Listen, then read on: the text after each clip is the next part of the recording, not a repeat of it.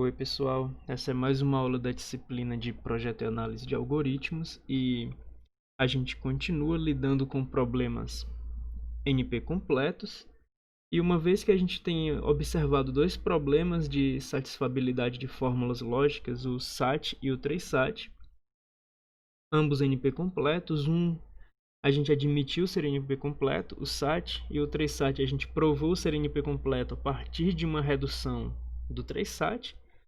A gente vai se concentrar a partir de agora em fazer reduções do 3SAT para outros problemas, mesmo que de maneira indireta, ou seja, nem sempre a gente vai partir as nossas reduções do 3SAT, mas certamente os problemas que a gente vai utilizar como ponto de partida nas nossas reduções vão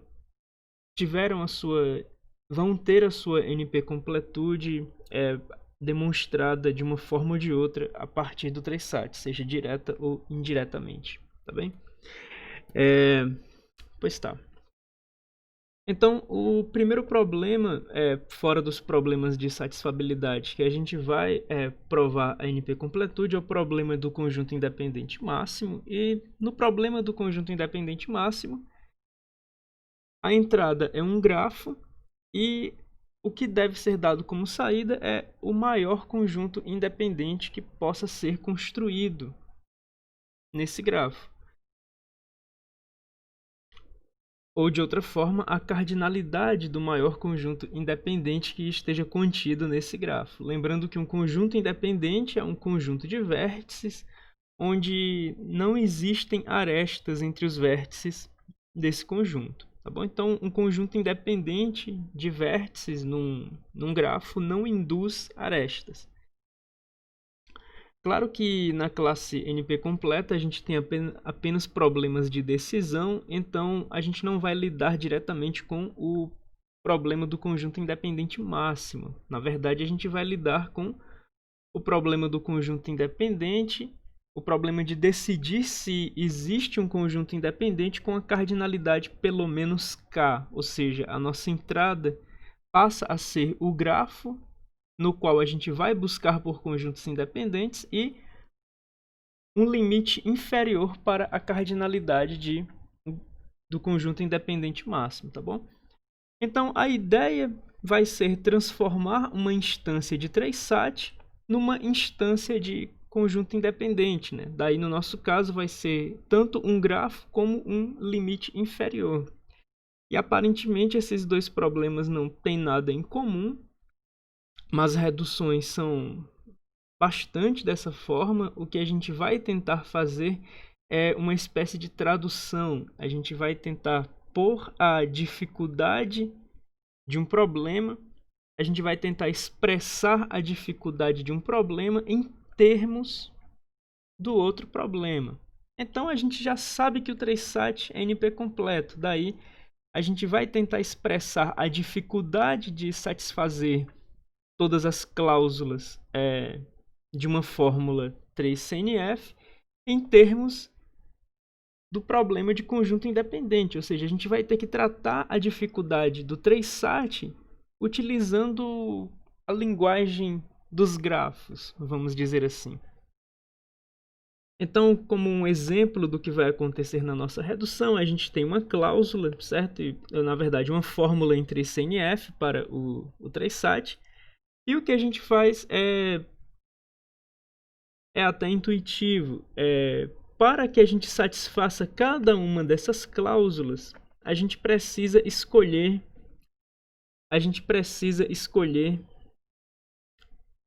pelo menos um literal verdadeiro por cláusula, tá bom?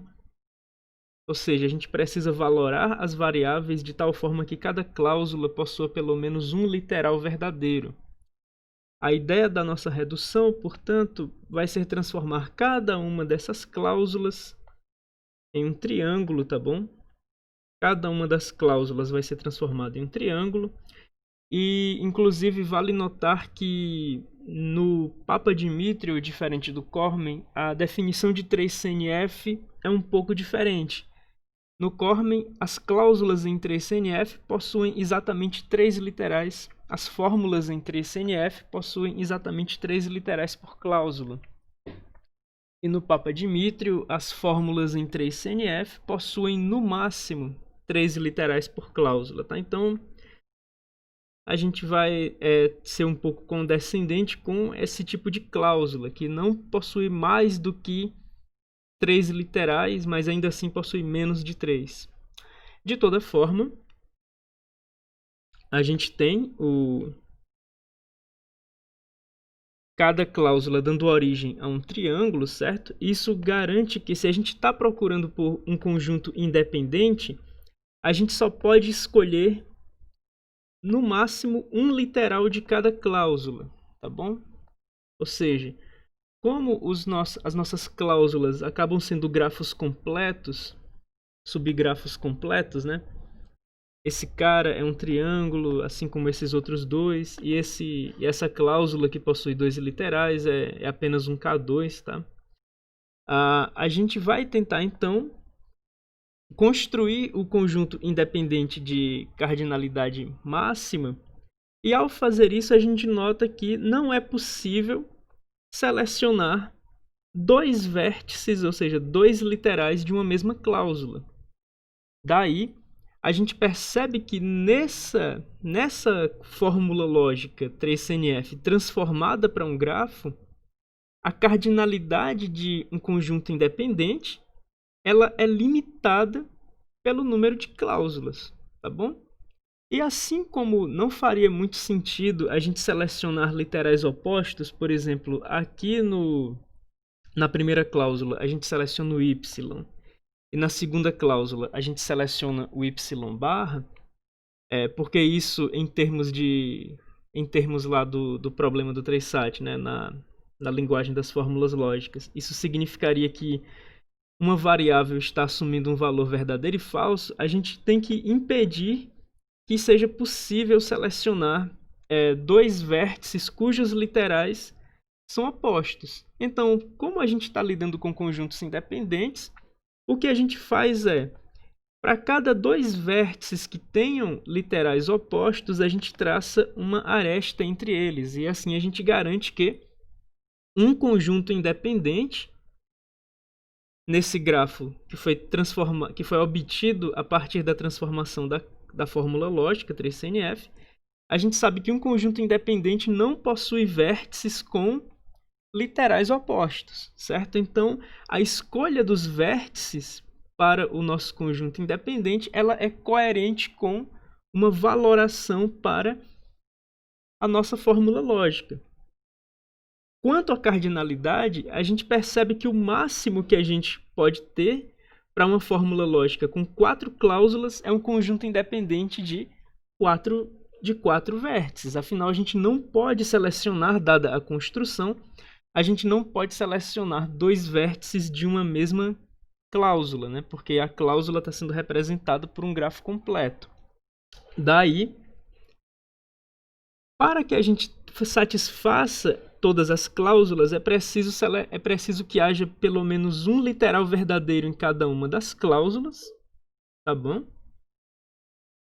Então, para que a gente tenha uma correspondência entre o conjunto independente que a gente gostaria de selecionar e uma valoração que satisfaça a cláusula, a gente precisa determinar o limite inferior para ser exatamente igual ao número de cláusulas. Afinal, a gente está interessado nos conjuntos independentes que contêm um literal para cada cláusula, e pela construção do grafo, né, como existem arestas entre literais opostos, a gente sabe que esse conjunto independente que tem um literal por cláusula corresponde a uma valoração que satisfaz a nossa fórmula lógica original, tá bom?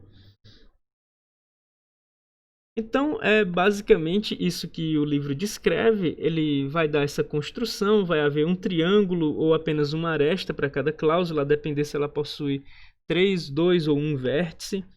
E o limite inferior da cardinalidade dos conjuntos independentes que a gente busca vai ser justamente o número de cláusulas. Bom, isso é o suficiente para a nossa construção, certo? E a gente precisa argumentar sobre sobre o tempo que a nossa construção demora para ser feita, né, essa transformação.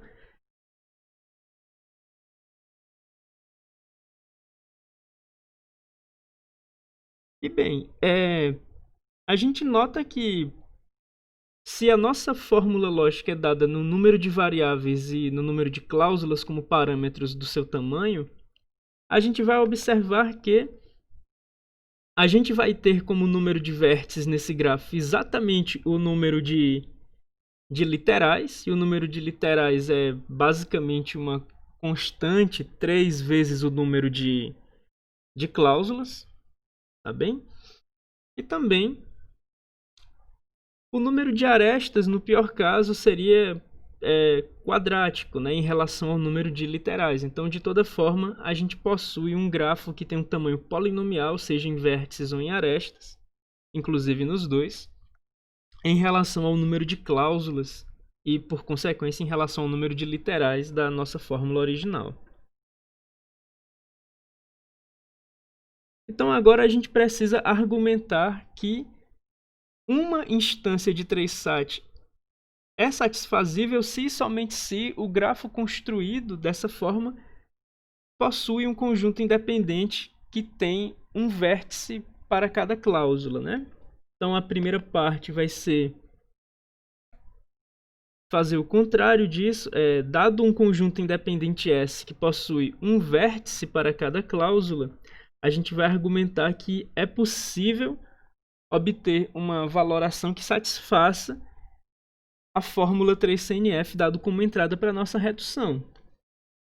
Bom, como a gente sabe, para cada variável x, o conjunto independente que a gente construiu, ele não pode ter ambos os literais x e x barra dentro dele. Isso se dá porque a gente passou uma aresta entre vértices com literais opostos, né? E como a gente estava selecionando um conjunto independente, a gente não vai poder ter no nosso conjunto independente vértices com literais opostos. Então, para cada variável x, o conjunto S ele só possui vértices correspondendo ou a x ou a x barra, mas não correspondendo aos dois literais simultaneamente. Então, a gente associa a variável x o valor verdadeiro quando o nosso conjunto independente S contém um vértice associado ao literal x, e a gente associa falso quando o conjunto S contém um vértice associado ao literal x barra.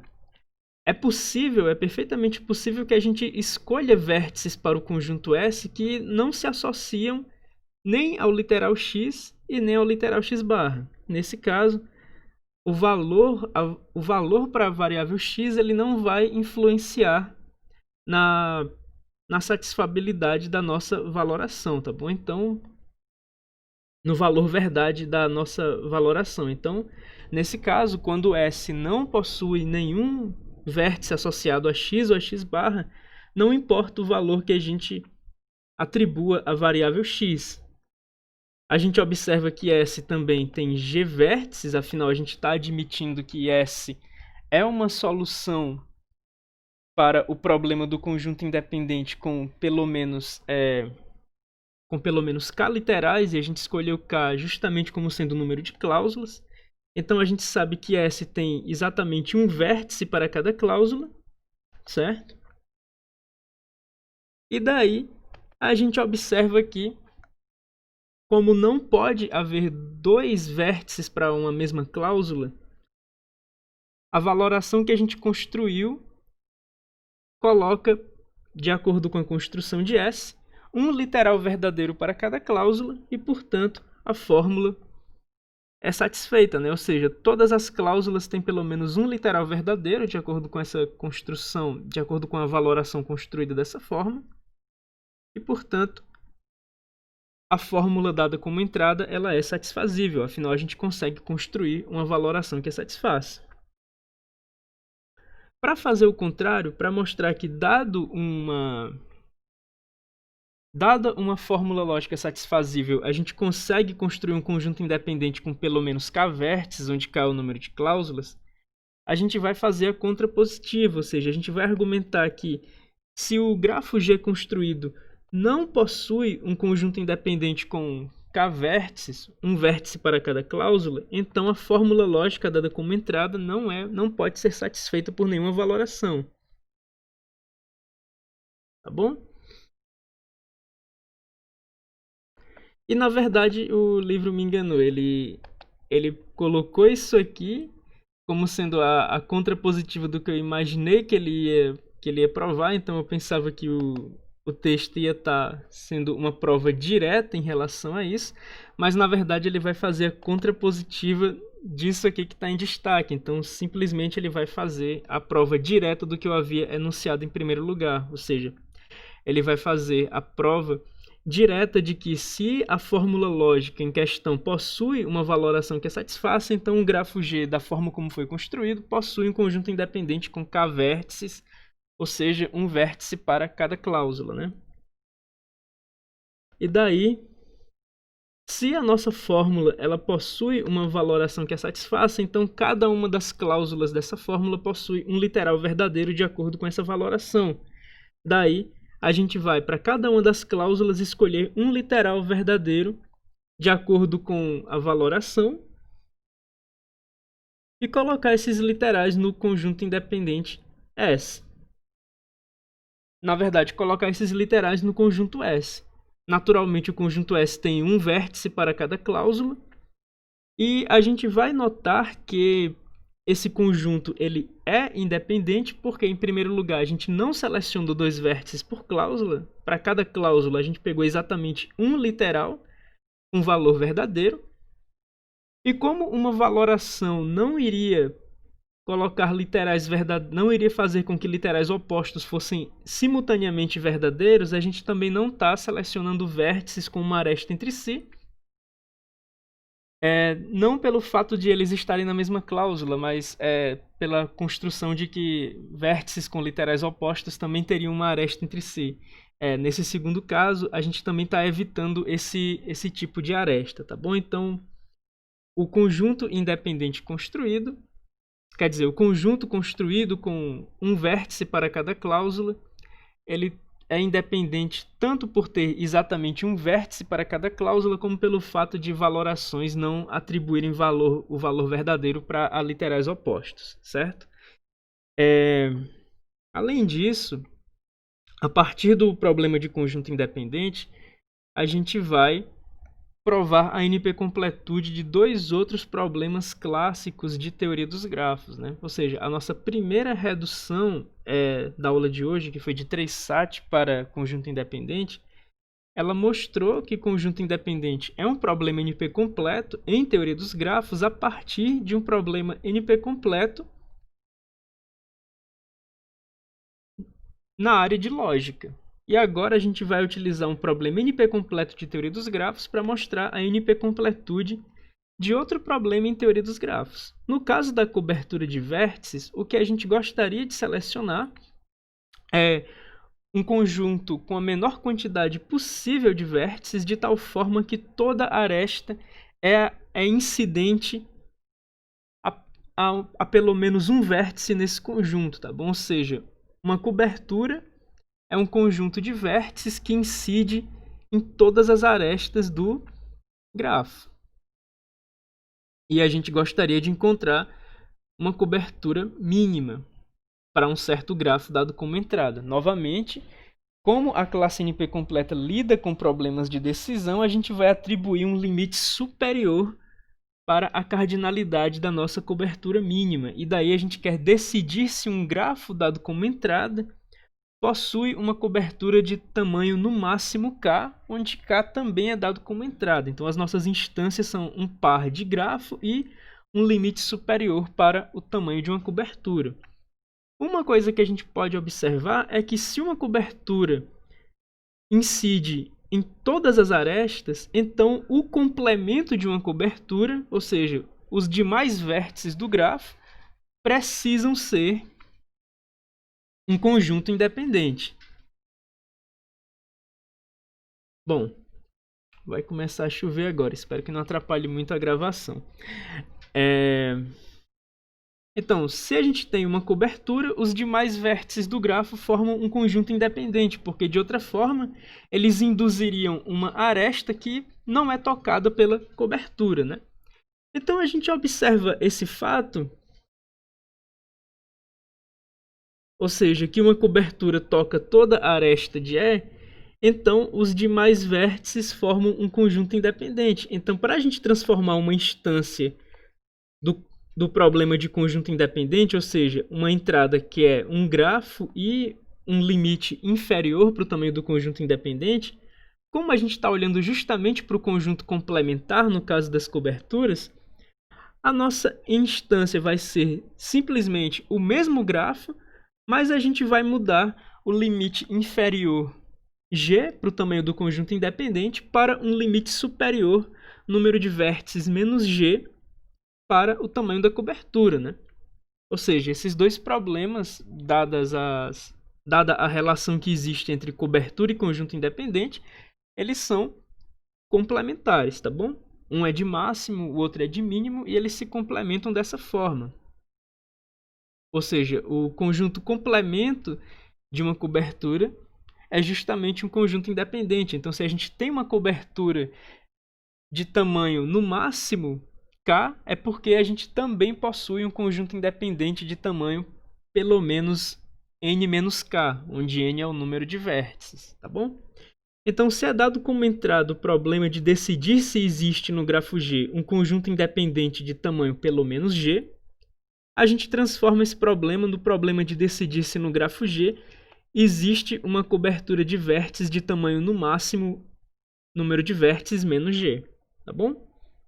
E a redução é basicamente isso. A gente não precisa alterar o grafo, a gente só precisa observar essa relação que existe entre conjunto independente e cobertura e fazer uma modificação no bound que é passado como parte da instância, né? Outro problema que a gente vai provar ser NP completo a partir do problema de conjunto independente é o problema da clique. E no problema da clique nos é dado como entrada um grafo G e a gente gostaria de encontrar o maior conjunto de vértices que induza um subgrafo completo, que induza um grafo completo. Como esse problema novamente não é de otimização, o que a gente vai fazer é transformar ele no problema de decisão, ou seja, as nossas instâncias elas não vão ser apenas grafos, mas também vão ter limite, um parâmetro que vai ser um limite inferior para o tamanho das nossas cliques, tá? Então, nesse problema clique, a gente recebe como entrada um grafo G e um inteiro K, e a gente gostaria de decidir se o grafo G possui uma clique de tamanho pelo menos K. Lembrando que cliques são conjuntos de vértices que induzem grafos completos. E existe uma relação muito forte entre clique e conjunto independente, porque os dois problemas buscam soluções que são bastante complementares. Enquanto o conjunto independente busca um conjunto de vértices que induz nenhuma aresta, que induz um grafo vazio, o problema clique busca por conjuntos de vértices que induzem grafos completos, certo? E a gente vai usar a noção de complemento em um grafo para fazer uma relação entre esses dois problemas, né? Ou seja, dado um grafo G, a gente define G barra como sendo o complemento desse grafo G, e o conjunto de arestas E barra do grafo G barra vai conter todos os pares de vértices de G que não se encontram no conjunto E. Ou seja, toda aresta que se encontra em G não se encontra em G barra e vice-versa. Ou seja, se a gente tem um grafo G, uma aresta pertence a G se e somente se ela não pertence ao complemento de G. Da mesma forma, uma aresta pertence ao complemento de G se e somente se ela não pertence a G. Então, a gente observa que um conjunto de vértices que induza um grafo vazio em G, ele acaba induzindo um grafo completo em G barra. Ou seja, todo conjunto independente de G vai acabar sendo uma clique em G barra e vice-versa.